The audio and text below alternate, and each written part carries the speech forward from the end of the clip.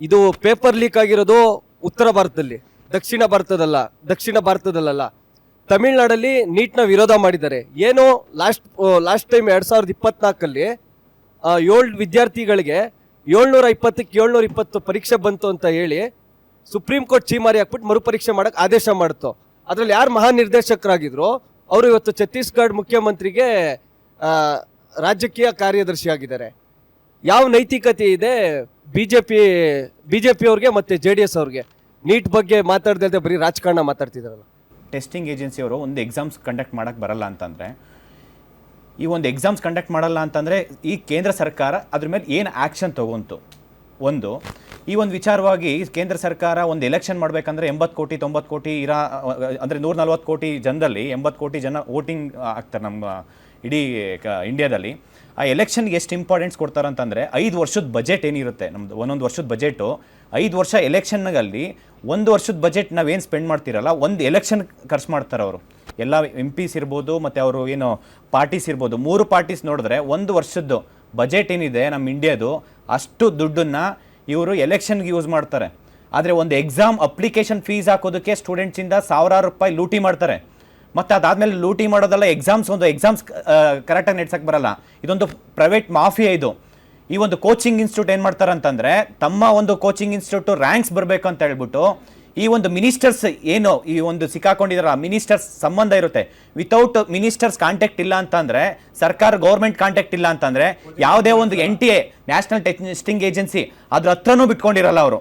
ಅದರೊಳಗಡೆ ಲಿಂಕ್ ಇಲ್ಲ ಅಂತಂದ್ರೆ ಇವು ದೊಡ್ಡ ತಿಮಿಂಗಲ ಮೇಲೆ ಯಾರ್ಯಾರು ಇದ್ದಾರೆ, ದೊಡ್ಡ ಮಿನಿಸ್ಟರ್ಸ್ ಇರ್ಬೋದು, ದೊಡ್ಡ MP ಮತ್ತೆ ಒಂದು ಮಧ್ಯವರ್ತಿಗಳು, ಇವ್ರ ಮೇಲೆ ಯಾರು ಆಕ್ಷನ್ ತಗೊಂಡಿಲ್ಲ ಇದುವರೆಗೂ.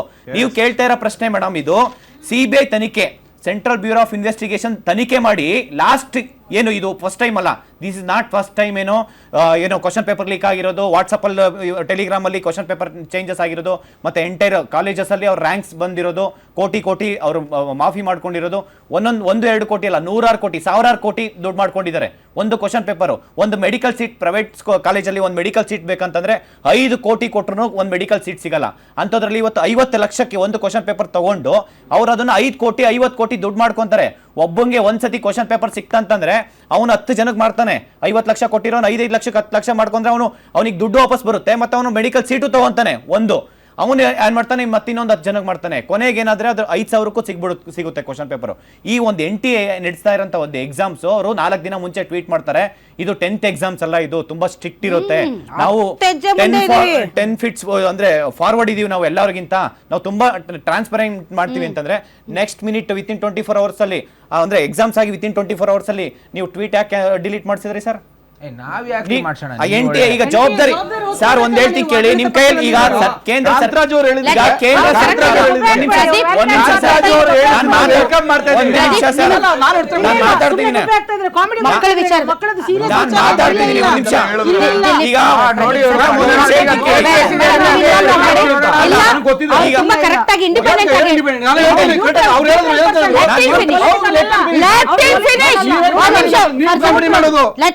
ನಿಮಗೆ ಯಾವಾಗ ಅವಕಾಶ ಕೊಡ್ತೀನಿ ಅವಾಗ ಮಾತಾಡಿ. ಇಲ್ಲಿ ನೋಡಿ, ನಾನು ರಾಜಕೀಯದ ಬಗ್ಗೆ ಮಾತಾಡ್ತಾ ಇಲ್ಲ, ನಾನು ರಾಜಕೀಯದಲ್ಲಿ ಮಾತಾಡ್ತಿದ್ದೀರಿ ಕಾಂತಕುಮಾರ್. ನಾನಿಲ್ಲಿ ರಾಜಕೀಯದಲ್ಲಿ ಏನ್ ಇನಿಷಿಯೇಟಿವ್, ಏನ್ ಚೇಂಜಸ್ ಮಾಡ್ಬೇಕು ಅನ್ನೋದು ಇಂಪಾರ್ಟೆಂಟ್ ಇಲ್ಲಿ. ಯಾಕೆಂದ್ರೆ ಇಲ್ಲಿ ಲಕ್ಷಾಂತರ ಮಕ್ಕಳಿಗೆ, ಕೋಟ್ಯಾಂತರ ಫ್ಯಾಮಿಲೀಸ್ಗೆ ಇಲ್ಲಿ ತೊಂದರೆ ಆಗ್ತಿದೆ. ಬರೀ ಸ್ಟೇಟ್ ಗವರ್ಮೆಂಟ್ ಮಾಡಿದಂತಹ ಈ ಒಂದು ಎಕ್ಸಾಮ್ಸ್ ಅಲ್ಲಿ ಮೇಡಮ್ ಡಿಲೀಟ್ ಮಾಡಿಸ್ತಾರೆ. ನೀವು ಇದ್ರ ಬಗ್ಗೆ ಇಷ್ಟು ಆಕ್ಷನ್ ಏನಕ್ಕೆ? ಈಗ ಒಂದು ಪೊಲಿಟಿಕಲ್ ಪಾರ್ಟಿ ಸೆಂಟ್ರಲ್ ಗೌರ್ಮೆಂಟ್ ಅಂತ ಏನಕ್ಕೆ ಎಲೆಕ್ಟ್ ಮಾಡಿದೀವಿ, ಮತ್ತೆ ಆ ಬಾಡಿ ಒಂದು ಅದು ಅಟಾನಮಸ್ ಮಾಡಿ NTA ಅನ್ನೋದು, ಅದ್ರ ಮೇಲೆ ನೀವೇನು ಆಕ್ಷನ್ ತಗೊಂಡಿಲ್ಲ. ಅದು ಇಂಡಿಪೆಂಡೆಂಟ್ ಬಾಡಿ ಆದ್ರೂ ಪ್ರತಿಯೊಬ್ಬರನ್ನ ಎಲೆಕ್ಟ್ ಮಾಡೋದು ಆಗಿರ್ಬೋದು, ನೀವು ಅಪಾಯಿಂಟ್ ಮಾಡೋದಿರ್ಬೋದು, ಪ್ರತಿಯೊಂದು ಸೆಂಟ್ರಲ್ ಗೌರ್ಮೆಂಟು ಅವ್ರ ಮೇಲೆ ಇಲ್ಲಿವರೆಗೂ ಏನು ಆಕ್ಷನ್ ತಗೊಂಡಿಲ್ಲ. ಈ ತನಿಖೆ ಮಾಡಿದ್ರೆ 2 ವರ್ಷ ಮುಂಚೆನೇ ನೀವು ಇದು CBI ತನಿಖೆ ಆಗಿತ್ತು, ಲಾಸ್ಟ್ ಟೈಮ್ ಅವಾಗ ಕ್ವಶನ್ ಪೇಪರ್ ಲೀಕ್ ಆಗಿತ್ತು, ಅವ್ರ ಬಗ್ಗೆ ಏನು ನೀವು ಆಕ್ಷನ್ ತಗೊಂಡಿದ್ರಾ? ಆಯ್ತು, ಇಂಥವ್ರು ಏನೋ ಒಂದು ಸ್ವಲ್ಪ ಸಣ್ಣ ಪುಟ್ಟ ಮಿಸ್ಟೇಕ್ಸ್ ಸರ್. ನಾನು ಹೇಳ್ಬಿಡ್ತೀನಿ, 1 ನಿಮಿಷ. ನೀವು ರಿಪೋರ್ಟ್ ತಗೊಂತೀರಾ, ರಿಪೋರ್ಟ್ ಯಾರೇ ಕೊಡ್ತೀರಾ? ಸುಪ್ರೀಂ ಕೋರ್ಟ್ ಕೊಟ್ಟಿದ್ರಾ? ಗೌರ್ಮೆಂಟ್ ಸೆಂಟ್ರಲ್ ಗೌರ್ಮೆಂಟ್ ಕೊಟ್ಟಿದ್ರಾ? ಸೆಂಟ್ರಲ್ ಗೌರ್ಮೆಂಟ್ ಏನು ಮಾಡಬೇಕಾಯ್ತು, ಅದ್ರ ಮೇಲೆ ನೆಕ್ಸ್ಟ್ ಟೈಮ್ ಏನು ಆಗಬಾರ್ದು ಅನ್ನೋ ಥರ ಪ್ರಿಕಾಷನರಿ ಮೆಜರ್ ತೊಗೊಬೇಕಾಯ್ತು. ಮತ್ತೆ ಅದೇ ರಿಪೀಟ್ ಆಯಿತು. ನೀವೇನು ಮಾಡ್ತೀರಾ, ಇದು ನೆಕ್ಸ್ಟ್ ಇನ್ನೊಂದ್ಸತಿ ಎಕ್ಸಾಮ್ಸ್ ಕಂಡಕ್ಟ್ ಮಾಡುತ್ತೆ, ತಿರ್ಗಾ ಅದೇ ಮಿಸ್ಟೇಕ್ಸ್ ಆಗುತ್ತೆ, ನಾವೇನು ಮಾಡೋಕ್ಕಾಗುತ್ತೆ? CBI ತನಿಖೆ ಮಾಡಿರ್ತೀವಿ. ಮತ್ತೇನ್ ಮಾಡೋದು? ಮತ್ತೆ ಅದೇ ಪರಿಸ್ಥಿತಿ ಸ್ಟೂಡೆಂಟ್ಸ್ ಅದೇ ಎರಡು murder ಮಾಡ್ದವ, ಹತ್ತು murder ಮಾಡ್ಲಿ, ಅವ್ರು ನೋಡ್ಕೋತಾರ ಅಂತ ಬಿಟ್ಬಿಡು. ವಿದ್ಯಾರ್ಥಿ ಸೂಸೈಡ್ ಮಾಡ್ಕೊಂಡ್ರು. ಅದು CBI ಐತಿ, ಎರಡು murder ಮಾಡ್ಯಾನ, ಇನ್ನೊಂದು 10 murder ಮಾಡ್ಬಿಡಿ, ಅವ್ರು ನೋಡ್ಕೋತಾರೆ. ರಿತೇಶ್ ಮಿಶ್ರಾ ಅಂತ ಸ್ಟೂಡೆಂಟ್ಸ್ 3 ಸತಿ ಎಕ್ಸಾಮ್ಸ್, 3rd ಅಟೆಂಪ್ಟ್ ಇವತ್ತು ಆ ಎಕ್ಸಾಮ್ ಕ್ಲಿಯರ್ ಆಗ್ತೀನಿ ಅಂತ ಅವ್ನು ಕಾನ್ಫಿಡೆನ್ಷಿಯಲ್ ಇದ್ದ.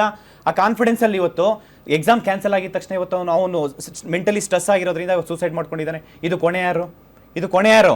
ಒಂದು ಜೀವ ಹೋಯ್ತು ಇವತ್ತು ಮುಂದಿನ ದಿನ ಅವ್ರ ಭವಿಷ್ಯದಲ್ಲಿ ಫ್ಯೂಚರ್ ಡಾಕ್ಟರ್ ಆಗ್ಬೇಕಂತಂದ್ರೆ ಇವತ್ತು ಅವರೇ ಪೇಷಂಟ್ ಆಗಿದ್ದಾರೆ ಅಂತ ಜವಾಬ್ದಾರಿ ಯಾರು ಇದಕ್ಕೆ? ಇದು ನೀವು ಮತ್ತೆ ಒಂದೇ ಎಕ್ಸಾಮ್ಸ್ ಅಲ್ಲ, ಪ್ರತಿಯೊಂದು ಎಕ್ಸಾಮ್ಸ್ ಅಲ್ಲ. ಇವತ್ತು ಸೌತ್ ಇಂಡಿಯಾದಲ್ಲಿ ಕರ್ನಾಟಕ ಆಗಿರ್ಬೋದು, ತಮಿಳುನಾಡು, ಈ ಒಂದು ಮೆಡಿಕಲ್ ಕಾಲೇಜಸ್ ಅತಿ ಹೆಚ್ಚಿರೋದು ಮತ್ತೆ ಮೆಡಿಕಲ್ ಸೀಟ್ಸ್ ಇರೋದು ನಮ್ಮ ಸೌತ್ ಕರ್ನಾಟಕದಲ್ಲಿ. ಇವತ್ತು ನೀಟ್ ಎಕ್ಸಾಮ್ಸ್ ಅಂತ ಬಂದು ನೀವು ಪ್ರೈವೇಟ್ ಮಾಫಿಯಾ ಮಾಡ್ಕೊಂಡ್ರೆ, ನೀವು ದುಡ್ಡಿಗೆ ನೀವು ಕ್ವಶನ್ ಪೇಪರ್ ಲೀಕ್ ಮಾಡ್ಕೊಂಡು ಪ್ರತಿಯೊಂದು ನಾರ್ತ್ ಇಂಡಿಯಾದವರೇ ಬಂದು ಈ ಒಂದು ಕರ್ನಾಟಕದಲ್ಲಿ 10 ಸೀಟ್ ಇದೆ ಅಂದ್ರೆ 9 ಸೀಟು ಬರೀ ನಾರ್ತ್ ಇಂಡಿಯನ್ಸ್ ಇದೆ, 1 ಸೀಟ್ ನಮ್ಮ ಕರ್ನಾಟಕದಲ್ಲಿ ಇರೋರಿಗೆ ಸಿಗ್ತಾ ಇಲ್ಲ. ಬರೀ ಒಂದೇ ಎಕ್ಸಾಮ್ಸ್ ಅಲ್ಲ, ಗೌರ್ಮೆಂಟ್ ಎಕ್ಸಾಮ್ಸ್ ಅಲ್ಲೂ ಅಷ್ಟೇ. ಗೌರ್ಮೆಂಟ್ ಎಕ್ಸಾಮ್ಸ್ ಅಲ್ಲೂ ಮೇಡಮ್ ಪ್ರತಿಯೊಂದು ಜಾಬ್ ಓದ್ಲೆ ಒಂದು ಕನ್ನಡ ಇಂಪಾರ್ಟೆನ್ಸ್ ಕೊಡಲ್ಲ. ರೈಲ್ವೆ ಎಕ್ಸಾಮ್ಸ್ ಅಲ್ಲಿ ಒಂದು ಬರೀ ಹಿಂದಿಯಲ್ಲಿ ಇರುತ್ತೆ, ಇಲ್ಲ ಇಂಗ್ಲಿಷ್ ಅಲ್ಲಿ ಇರುತ್ತೆ ಕ್ವಶನ್ ಪೇಪರ್. ಅದ್ರ ಬಗ್ಗೆ ನೀವು ಯಾರಾದ್ರೂ ಮಾತಾಡಿದ್ರಾ? MPC ಇರ್ಬೋದು, ಏನು ಬರೀ ಮಾತಾಡೋದಲ್ಲ, ಏನಾದ್ರೂ ಚೇಂಜಸ್ ಆಗಿದ್ಯಾ? ಏನು ಚೇಂಜಸ್ ಆಗಿಲ್ಲ ಮೇಡಮ್. ಇವತ್ತು ಸೆಂಟ್ರಲ್ ಗೌರ್ಮೆಂಟ್ ಅಲ್ಲಿ ಆಗ ಪ್ರತಿಯೊಂದು ಎಕ್ಸಾಮ್ಸ್ ಅಲ್ಲೂ ಇವತ್ತು ಸೆಂಟ್ರಲ್ ಗೌರ್ಮೆಂಟ್ ಅಲ್ಲಿ ಆಗ್ತಾ ಇರೋಂಥ ಪ್ರತಿಯೊಂದು ಎಕ್ಸಾಮ್ಸ್ ಅಲ್ಲೂ ನಿಖಿಲ್ ಕುಮಾರಸ್ವಾಮಿ ಮಾತಾಡಿದ್ದಾರೆ. ನಾನು ಮೇಡಮ್ ಒಂದ್ ಹೇಳ್ತೀನಿ, ನಾನು ಹೇಳ್ತೀನಿ ಎಲ್ಲಿ ಅಲ್ಲ ಮಾತಾಡಿ ಸರ್, ಒಂದ್ ನಿಮಿಷ.